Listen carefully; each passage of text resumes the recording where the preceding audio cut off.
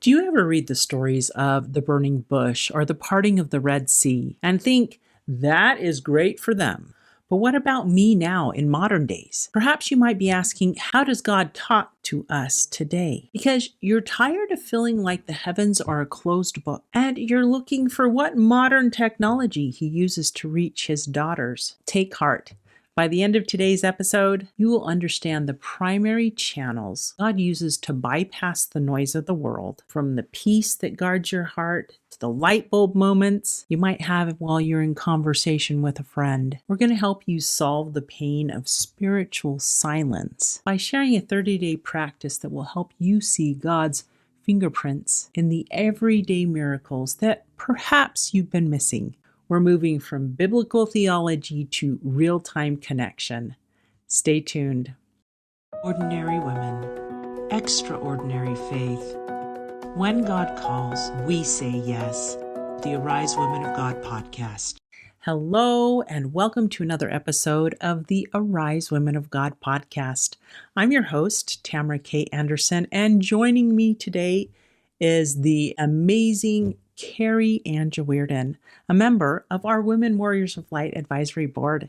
We are so happy to have her here with us today as we begin exploring the tools of modern revelation. First, we're going to discuss the Philippians Filter. Say that 10 times fast. And why feelings of peace are actually a sophisticated form of divine communication. Second, we'll expose the Doubt Counterattack. How to tell if a thought is from God or if the adversary is just trying to jam your signal. Third, we're going to discuss repetition and light bulbs, how God uses other people and recurring messages to get your attention. And finally, Kari is going to share her miracle hunt, a month-long experiment that proved God's fingerprints are on every single day. But first, let's kick it off by talking about a powerful principle taught in Philippians.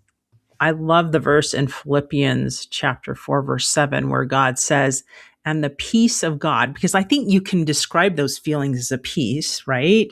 Mm-hmm. Which transcends all understanding, will guard your hearts and your minds in Christ Jesus. And I love that it mentions the two places that we kind of feel those answers from God. It's usually in our heart and in our mind. And I love that it mentions peace, heart, and mind. Because those are the ways that I often feel answers, or is a peaceful feeling in my mind or heart. I think it depends on us somewhat, because I think everybody hears God differently.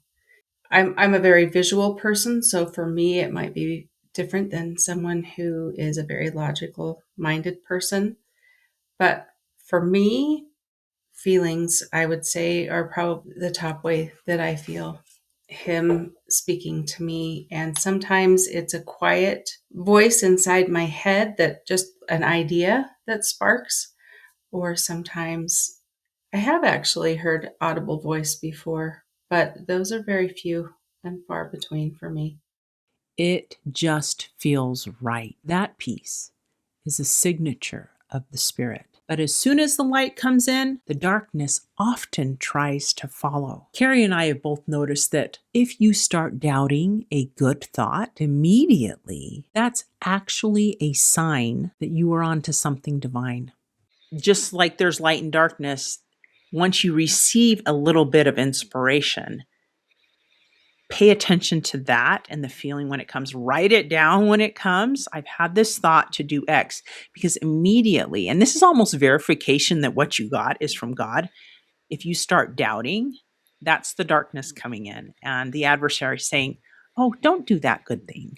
You shouldn't call that person. You shouldn't text them. That's dumb. That's awkward, And so it's interesting that the fact that sometimes doubt comes in after you've received this peaceful feeling is a verification that it's probably coming from God, if it's something good. If the enemy is trying to stop it, it is because it is a good thing. But God doesn't just speak inside our heads. He uses the world around us. Kari has seen a pattern in that God uses repeating messages to make His intent loud and clear. Repetition. sometimes I am hearing the same message from different sources. Maybe I'm reading it in the scriptures.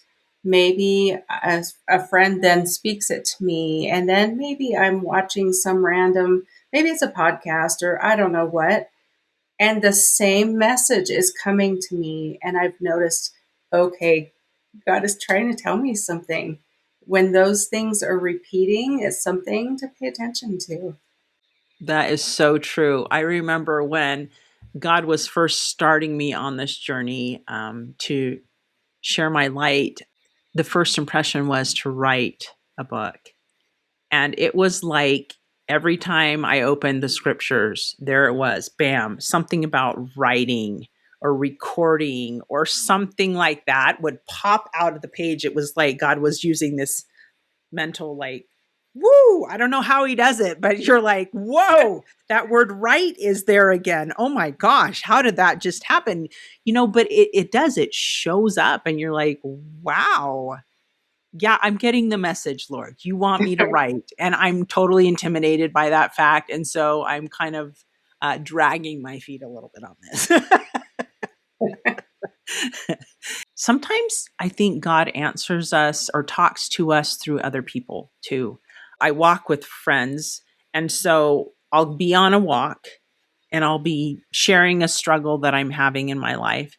And one of my cute friends will say something, and it's like this light bulb just kind of goes bing. You know how they do in the cartoons where the light bulb just poof, it appears above their head, and you're like, oh, that's it. And I think that's God saying, hey, that's the answer, And you're like, oh, and so sometimes it can come through the words of others. He is persistent, but sometimes I think we miss the signal because we're looking for giant miracles like the parting of the Red Sea, when God is leaving little fingerprints instead. Kari is now going to share a specific practice she started that changed how she sees God in her daily life. And then another way that God has showed me that he speaks to me is through everyday little miracles. Just if I'm watching and I can see his little fingerprints on everything. And I'm like, okay, I may not be able to hear his voice or feel like I'm hearing his voice, but if I can see those every day, I know he's there. And that's enough for me. And Kari, I know this is something that you've grown into that you ask. Didn't you start by asking God to show you? Mm-hmm. So I started with a gratitude journal and was writing down my gratitude and noticed how grateful that made me, or how much more that turned my heart to God and wanting to hear his voice. It also made it easier to hear his voice. And one day, as I was praying, and I'm praying my gratitude, and I'm like, what more can I do? Like, I really want to improve my relationship with you. What more can I do? And pretty much heard and then read something, add one miracle every day. Okay. And I'm thinking grand miracles, right? I'm thinking part the Red Sea sort of stuff. And what I discovered was, no, it's in those tiny moments where you feel all alone and the impossible happens. Things that you would think, oh, that could never happen. And then it does. It sounds grand, but it's common. We're seeing them all the time and we just don't recognize it. And it took some time for me to get where I could really see them. In fact, I would say it was probably a good solid month before I was actually going, oh, that is a miracle. That is a miracle. Praying that whole time, like, show me, show me. And I know he was showing me during that time. I just didn't know how to see it. Now I see them everywhere. I see them all the time. And I've learned to pray for those experiences. Okay, I'm in this difficult space. Where are you? Show me. And he always does. And it's amazing how much clearer his voice has become because I look for those little fingerprints of his every day. So, my friend, God is still speaking today. He's using peace. He's using your friends, and He's leaving miracles in the cracks of your busy life. You just have to be willing to look for the fingerprints. If you're ready to start your own miracle hunt, we have the tools to help you tune in your frequency. You can download our Roadmap to Revelation PDF, 6 steps to helping you hear God in your daily life, for free in the link below. This workbook includes our first morning priority to help you set your frequency toward the divine before the world starts buzzing. We're also including an additional free resource with our Receiving Light and Revelation audio meditation download to help you find that pocket of stillness that Kari mentioned. So my friends, go find one fingerprint of God in your life today. Ask Him to show it to you. You might be surprised. And until next time, may you arise. Do it God's way, God strong.